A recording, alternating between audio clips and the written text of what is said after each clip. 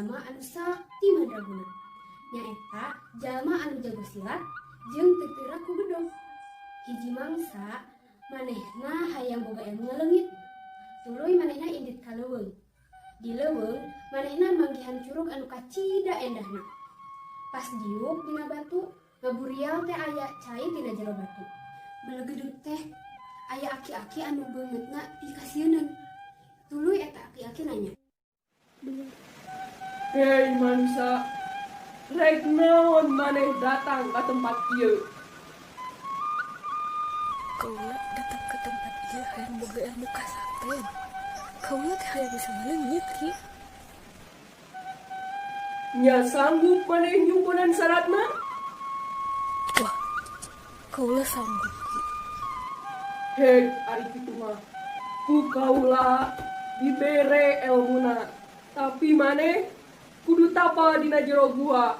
30 poe, 30 peting ulah kagoda ku coba. Na maneh sanggup? Kaula sanggup ki, sanggup. Hiji deui pantranganana. Lamun maneh geus kataekan eta ilmu, ulah ngadahar cau emas di handapeun tangkal caringin belah ditu. Kusabab lamun maneh ngalanggar pantranganana, maneh bakal robah jadi meong. Sanggup ki kaula, sanggup. Geulila eta aki-aki teh ngaleungit. Tuluy eta jalma ngalakonan syarat anu kudu dilakonan, nyaeta tapa 30 poe 30 peting. Kacaritakeun geus 30 poe 30 peting. Aki-aki nu nitah tapa teh datang deui. Tuluy manehna ngabudakeun eta jalma. Hei manusia, geura hodak maneh geus lolos tapa. Ayeuna jung geura balik dului cobaan eta ilmu. Ngadenge suara aki-aki, panon manehna geuwat dibeuntekeun. Pas direret, eueuh nih aki-aki teh. Tuluy manehna ngagejebur ka curug. Geulila manehna himeng bari ngomong sorangan. Nah, kuring teh betulnya di imah. Panang tadi teh kuring ngagejebur kana curug. Wah bener ilmu teh geus neraka kuring. Bakatingku atoh, manehna himeng bari jujur robokan. Bisa ngaleungit kuring ayeuna. Kuring bisa ngaleungit. Bisa ngaleungit kuring. Geus 2 poe manehna boga ilmu ngaleungit. Tapi eta ilmu teh dipake teu bener wae. Hiji mangsa manehna boga niat goreng. Manehna rek nyokotan kadaharan dinu hajat sangkan boga hajat wirang. Bus manehna asup ka jero imah nu boga hajat. Buru-buru manehna nyokotan kadaharan nu aya di dapur. Kacaritakeun manehna nyokot kadaharan teh dina handapeun bakal caringin. Dek diuk manehna nyokot cau. Bari sora-seri, suruh wae eta teh diasupkeun kana bahanna. Geulila manehna inget yen pantrangan anu teu beunang teh nyaeta ngadahar cau dina handapeun tangkal caringin. Atuh manehna teh jojorobokan. Ngeunah ke kiri teh dahar cau. Kalau cau dahar.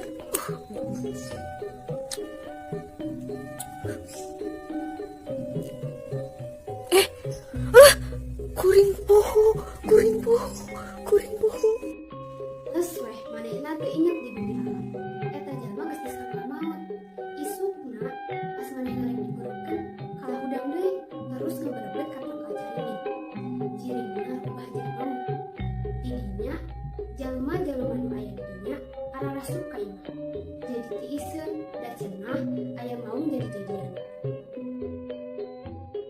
Geus sababaraha poe ti kajadian eta, kacaritakeun aya budak anu ngaranna si Asep jeung si Udin anu dititah ngarasuluh ku indungna.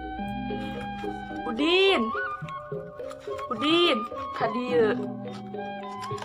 Isukan ka gunung ngalah suluh. Maek nyang teu boga suluh. Ajakan bae si Asep.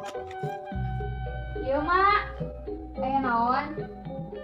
Oh, malah suluh. Oke, orang geroan si Asep mak. Ini kan pada subuh we heeh. Si Udin jeung si Asep mangkatna suluh-suluh. Sanggeus meunang dua beungeut suluh, maranehna ngarasa capek. tuluy leuleuh heula di hadapeun tangkal. Manehna maranehna kasarean. Hilir-hilir si Udin ngakliuk. Horeng wajib geus sore. Tuluy manehna ngahudangkeun si Asep.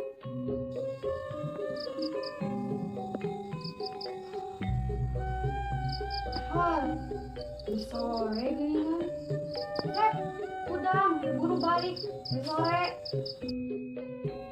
Bari rulungu, si Asep jeung si Udin teh duluy mapai galuan. Sabat ngobrol, teu karasa manehna geus nepi di tangkal caringin. Bulu punduk si Asep jeung si Udin jadi muringkak. Teu lila kadenge sorang ngagerem deket eta tangkal.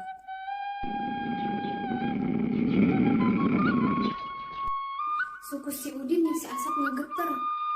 Saking kusieun, eta suluh dibabetkeun. Tuluy si Udin ninggalkeun si Asep bari jejorowokan. Anu ngahargem.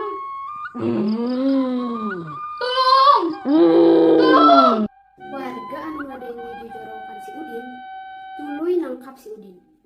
Heup sia Udin, aya naon ieu teh? Mun dijejorowokan kitu, istighfar teh.